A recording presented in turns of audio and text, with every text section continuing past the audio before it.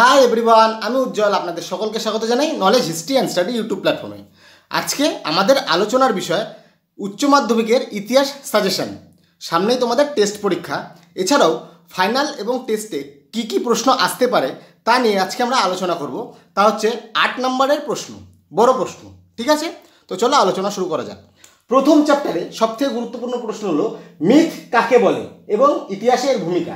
তারপর পেশাদারি ইতিহাস কাকে বলে, অপেশাদারি ইতিহাসের সাথে এর পার্থক্য লেখো। তারপর লোককথার গুরুত্ব কী এবং এর বৈশিষ্ট্য লেখো। তারপর ঔপনিবেশিক ইতিহাস চর্চা সম্পর্কে লেখো এবং ভারতের সভ্যতার সাথে এর বিবরণ দাও। তারপর দ্বিতীয় চ্যাপ্টার চিরস্থায়ী বন্দোবস্ত। দেখো, ভূমি বন্দোবস্ত কিন্তু আসবে, চিরস্থায়ী হোক, মহলবাড়ি হোক, রায়তরি হোক, একটা না একটা ভূমি বন্দোবস্ত আসবেই। তারপর উপনিবেশবাদ বলতে কি বোঝো, সাম্রাজ্যবাদের ধারণা লেখো। দুটো আলাদা আলাদা প্রশ্ন, এক প্রশ্ন কখনো দেয় না, দুটো আলাদা আলাদা মিশিয়ে দেয়। তারপর সাম্রাজ্যবাদের উদ্ভব সম্পর্কে লেখো। লেনিন ও হবসনের মতবাদ খুবই গুরুত্বপূর্ণ, লেনিন ও হবসনের মতবাদ সম্পর্কে লেখো। তারপর ব্রিটিশ ভূমি বন্দোবস্ত সম্পর্কে লেখো, অর্থাৎ ব্রিটিশ আমলে যেসব ভূমি ব্যবস্থা হয়েছিল, ওই যেমন বললাম চিরস্থায়ী বন্দোবস্ত, রায়তরি বন্দোবস্ত, মহলবাড়ি বন্দোবস্ত, এগুলি সম্পর্কে লেখো। হয় একটা দিতে পারে, যে কোনো একটা, বা তিনটাকে মিলিয়ে দিতে পারে। ঠিক আছে, এবার চ্যাপ্টার 3 অবশিল্পায়নের কারণ লেখো। 2 নম্বর রেলপথের উদ্দেশ্য, অর্থাৎ ভারতে যে রেলপথ স্থাপন হয়েছিল এর উদ্দেশ্য লেখো। নানকিং ও তিয়ানজিন সন্ধির শর্ত লেখো, বা নানকিং ও তিয়ানজিন সন্ধি সম্পর্কে লেখো। 4 নম্বর হচ্ছে চীনের উপর আরোপিত শর্তগুলি সম্পর্কে লেখো। চীনের উপর যে জোর করে শর্ত চাপিয়ে দিয়েছিল ইউরোপের দেশগুলি, তার সম্পর্কে লেখো। চ্যাপ্টার 4 4th মে আন্দোলন সম্পর্কে লেখো।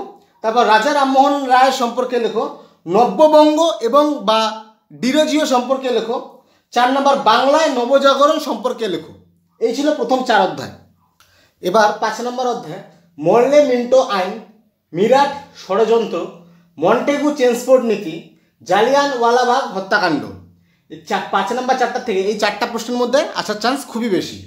6 নম্বর অধ্যায় ভারত ছাড়ো আন্দোলনে মহিলাদের ভূমিকা। 2 নম্বর হচ্ছে নৌ বিদ্রোহের কারণ, ফলাফল, বৈশিষ্ট্য। ঠিক আছে, সুভাষচন্দ্র বসুর অবদান, এটা 3 নম্বর প্রশ্ন। 4 নম্বর আজাদ হিন্দ বাহিনী, সুভাষচন্দ্র বসুর অবদান এবং আজাদ হিন্দ বাহিনী দুটো কিন্তু আলাদা প্রশ্ন। 5 নম্বর গণপরিষদ। চ্যাপ্টার 7 ঠান্ডা লড়াই বা কোল্ড ওয়ার এর কারণ বা সম্পর্কে লেখো। 2 নম্বর বার্লিন ব্লক। 3 নম্বর সুয়েজ সংকট সম্পর্কে লেখো। 4 নম্বর ট্রুম্যান নীতি সম্পর্কে লেখো, বা 5 নম্বর জোট নিরপেক্ষ নীতি সম্পর্কে লেখো। 6 নম্বর হোচিমিনের মুক্তিযুদ্ধ সম্পর্কে লেখো। 7 নম্বর পূর্ব ইউরোপের সোভিয়েতীকরণ।